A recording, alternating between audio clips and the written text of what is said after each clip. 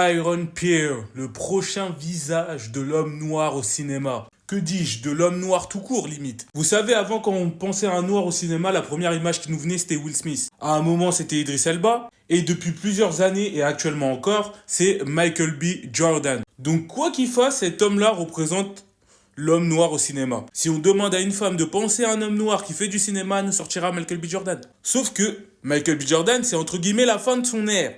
Il sera toujours un acteur populaire et tout ça, mais ça sera plus lui qui représentera les N-words comme nous. Et normalement, si tout s'était bien passé, ça aurait été Doflamingo Jonathan Major. Ce mec-là allait devenir le visage du MCU, ainsi que de tous les hommes noirs.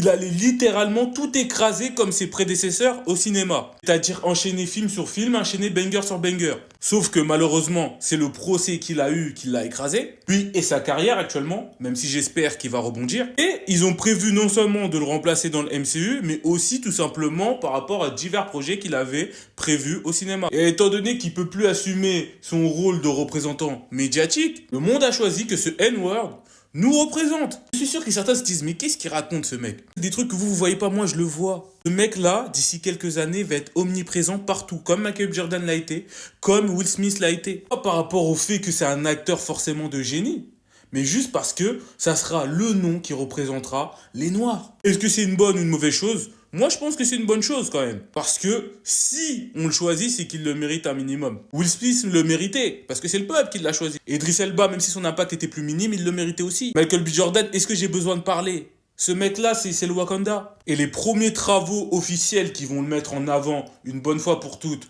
face au grand public, le Iron Pierce, c'est en tant que John Stewart, en tant que Green Lantern. Le Green Lantern qu'on attend le plus depuis des années et des années au cinéma. Le Green Lantern qui représente le plus les N-words, alors qu'il ne vient pas d'un pays d'Afrique. Je le redis encore, on parle de John Stewart. Je sais qu'il y en a qui sont toujours pas d'accord avec le choix de cet acteur pour jouer John Stewart. J'en faisais aussi partie au début quand j'ai appris les rumeurs qui disaient qu'il allait potentiellement le faire. Maintenant, ce sont plus des rumeurs, c'est officiel. Mais j'étais pas trop pour. Puis j'ai vu son dernier film, Rebel Ridge. J'ai compris que ce mec-là était peut-être plus un N-word que la plupart des Renois qu'on connaît. Parce que oui, ce qui faisait qu'il était beaucoup critiqué en termes de choix pour jouer John Stewart, c'est le fait qu'il est light skin. Mais en vrai, si vous regardez bien, à quelques mélanine près, on a plus ou moins le même teint de peau. Pourtant, moi, je suis noir, je suis pas métisse. Donc encore ça, c'est pas vraiment le plus dérangeant pour moi. Juste que je voyais pas en quoi est-ce qu'il avait ce John Stewart en lui. Rebel Ridge, son acting dedans m'a fait comprendre que ce mec-là était peut-être l'un des meilleurs choix possibles pour jouer John Stewart. Pour tous ceux qui doutent encore, regardez ce film Rebel Ridge. Regardez son acting, regardez son attitude. Et dites-moi si vous voyez pas